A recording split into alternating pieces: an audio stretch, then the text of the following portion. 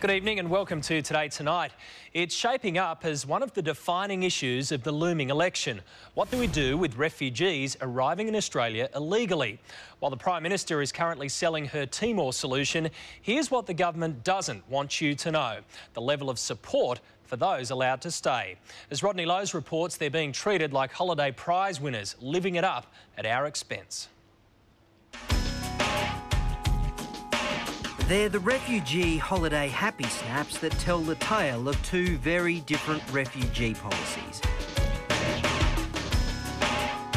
And this isn't really a detention centre at all.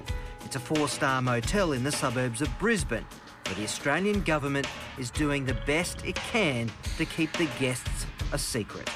I didn't tell you that they're those refugees. From boat people. It's a long way from the Pacific solution, which saw the setting up of refugee processing centres on the island nation of Nauru and the opening of Baxter Detention Centre in the outback of South Australia, the home of some disturbing scenes like these.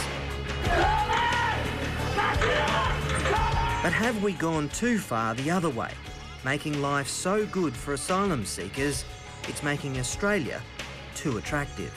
This is an unprecedented rate of arrival. This is the highest rate of arrivals we've been experiencing this year since at any time on record. Shadow Immigration Minister Scott Morrison says seats for sale on rickety fishing boats to Australia are now on special, dropping from $20,000 US to $4,000.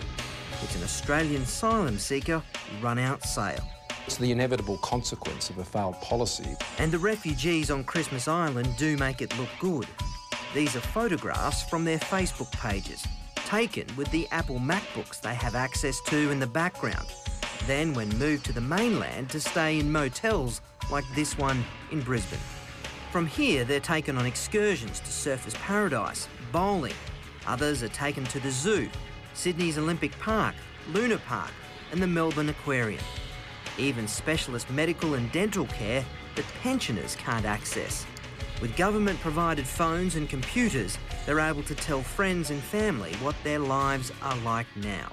Every additional person who arrives by boat at Christmas Island is costing at least the Immigration Department almost $82,000. At an annual cost to the taxpayer of $183 million. But there is a greater cost, and that is to the refugees. Many women and children who are stuck in refugee camps or in hiding, waiting for Australia to accept them. Refugees who have to wait longer and longer as those who arrive by boat and plane take their place. We have a primary responsibility to take people who land up on our doorstep. John Gibson is a barrister and president of the Australian Refugee Council. Roughly, he says, Australia takes in 13,500 asylum seekers a year. He says the easiest way to stop the boats is to lift the quota. Do something that we did in the 1980s when the Vietnamese came to Australia,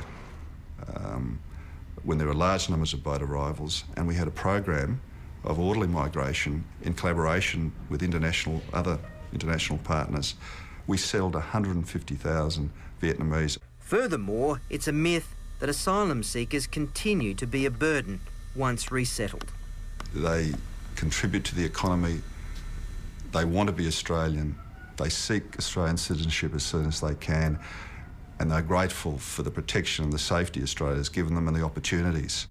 But clearly the government now believes the majority of voters don't care for such arguments. Political correctness has made way for the Timor solution. Those who are waiting in Indonesia, they could be waiting up to 5 years, and they've decided I can get on a boat, I can be in Australia with a permanent visa in about 109 days. And that's quite a product to sell.